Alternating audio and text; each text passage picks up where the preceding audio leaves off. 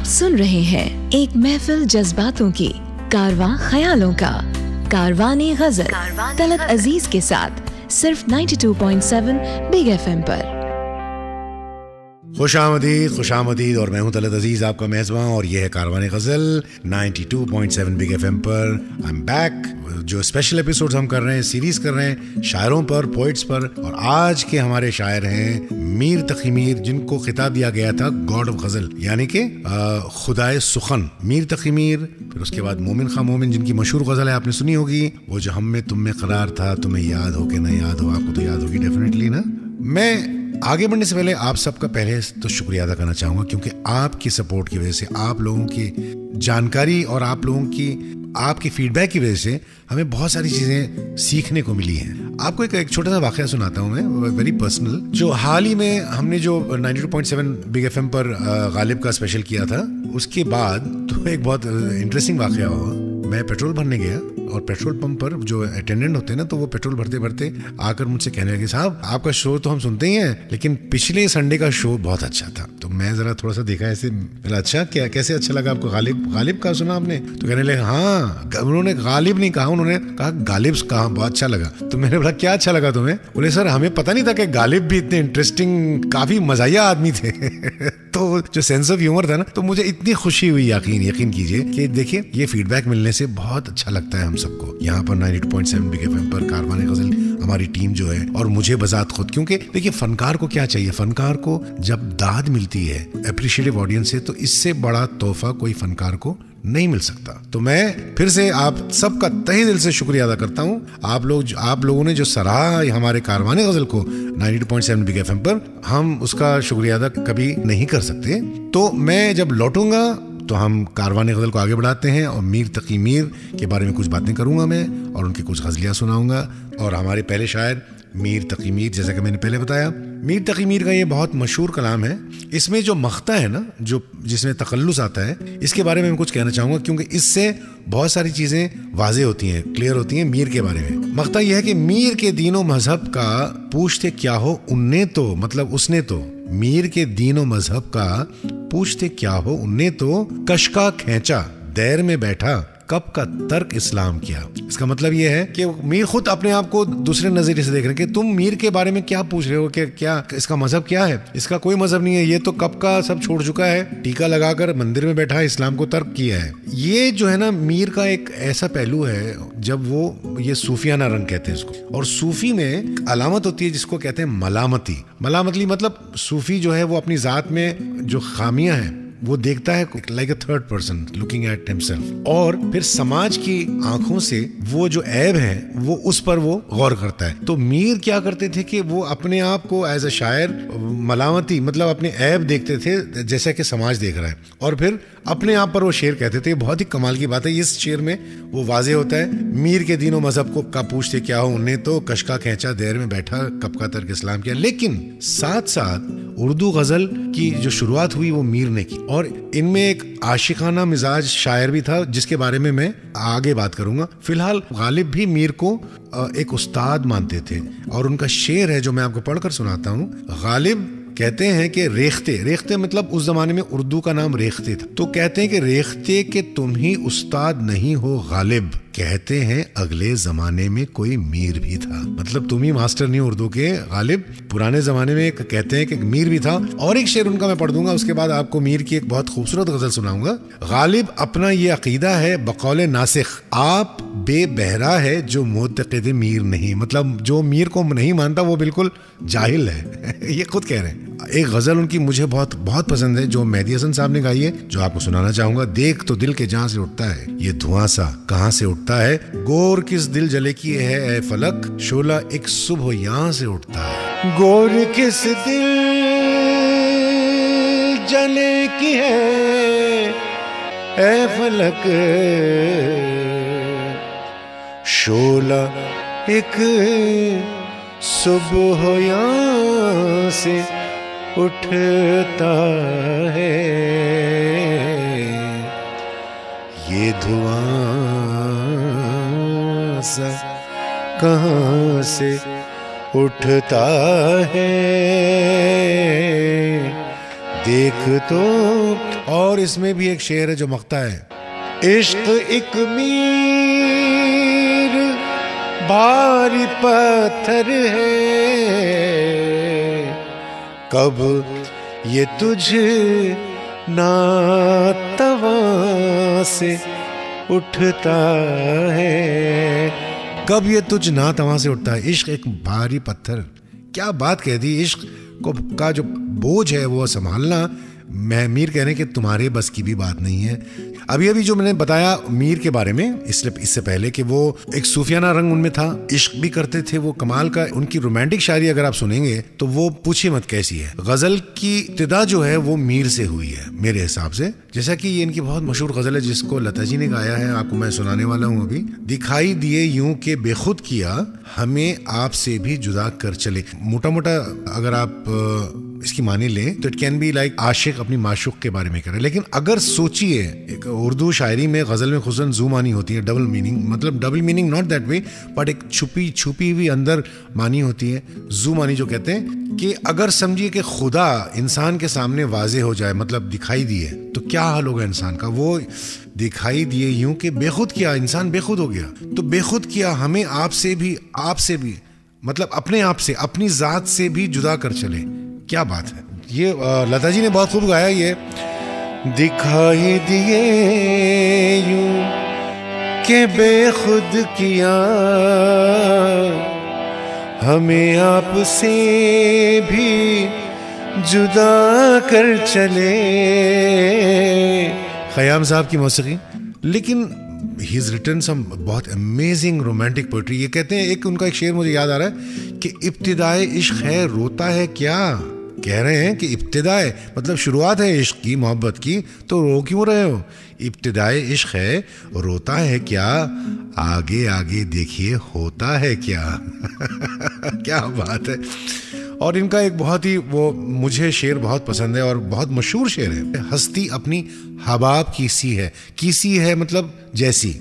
इनकी खास बात थी कीसी जैसी, ये जैसी के बजाय वो कीसी। हस्ती अपनी हबाब की सी मतलब बबल की तरह है। अपनी हस्ती, माई लाइफ, अब मेरी जिंदगी एक बबल है। ये नुमाइश एक शराब की सी है। ये दुनिया जो है एक एग्जीबिशन की तरह है। और इसी में एक बहुत खूबसूरत रोमांटिक शेर है कि कहते हैं कि नाजुकी उनके लब की क्या कहिए, पंखड़ी एक गुलाब की सी है। ये मैं आपको जरूर सुनाऊंगा, ये बहुत अच्छा है। दीदानी है शिकस्तगी दिल की, मतलब दीदानी मतलब देखना, दीदानी शिकस्ती हार, दिल की हार जो है वो देखने की चीज है। क्यों? क्योंकि क्या इमारत गमों ने ढाई है, मेरे गमों ने क्या इमारत बनाई है, देखने के लायक है मेरी हार। इनका कहने का अंदाज बहुत अलग ही था। बाद मरने के मेरे कब्र पे आया वो मीर, याद आई मेरे ईसा को दवा मेरे बाद। ईसा इज, आप जानते हैं, डॉक्टर या मसाया जो ईसा अलैहिस्सलाम को कहते थे। मसाया को मेरी दवा बाद में याद आई, मरने के बाद। चलिए, जैसे कि मैंने पहले वादा किया था, मोमिन खां मोमिन की बात करेंगे। मोमिन खां मोमिन ये भी दिल्ली के शायर थे और ये एक्चुअली कश्मीरी थे ओरिजिनली। मोमिन का जो स्टाइल था गजल लिखने का, काफी फारसी पर्शियनाइज स्टाइल था और उनका तखल्लुस जो पेन ने ना बहुत खूबसूरती के साथ इस्तेमाल करते। गालिब के ये कंटेम्पररी थे, गालिब और ये एक ही दौर के हैं। इनके कंटेम्पररी भी थे और इनके राइवल भी थे। लेकिन उस जमाने की राइवलरी देखिए कि गालिब ने एक बार एक मोमिन का शेर बहादुर शाह जफर की महफिल में मुशायरे में सुना और वो शेर मैं आपको बताऊंगा कौन सा था। और इस शेर पर गालिब ने कहा कि मोमिन ये शेर मुझे दे दो और मेरा सारा दीवान ले लो। कमाल की बात है ना। और वो क्या शेर था मैं आपको अभी नहीं बताऊंगा, क्योंकि वो नेक्स्ट जब मैं लौटूंगा तो उस शेर के बारे में वाजे भी करूंगा और वो गजल क्या थी वो भी आपको सुनाऊंगा।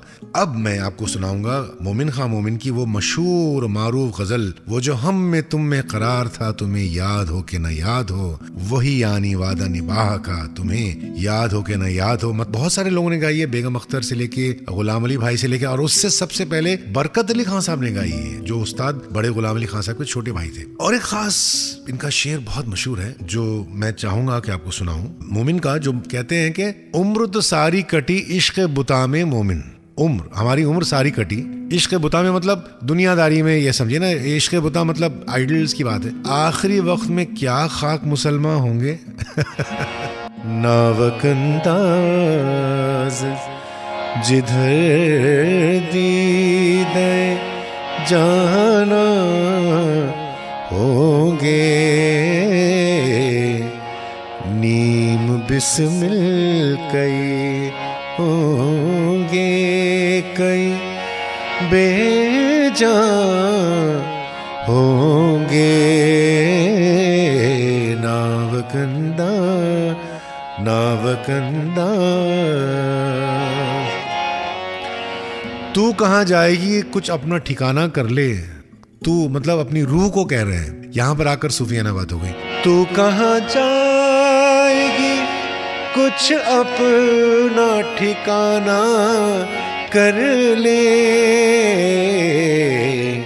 हम तो कल ख्वाबे अदम में शब हिजरा होंगे, कल तो हम ख्वाबे अदम में शब हिजरा होंगे।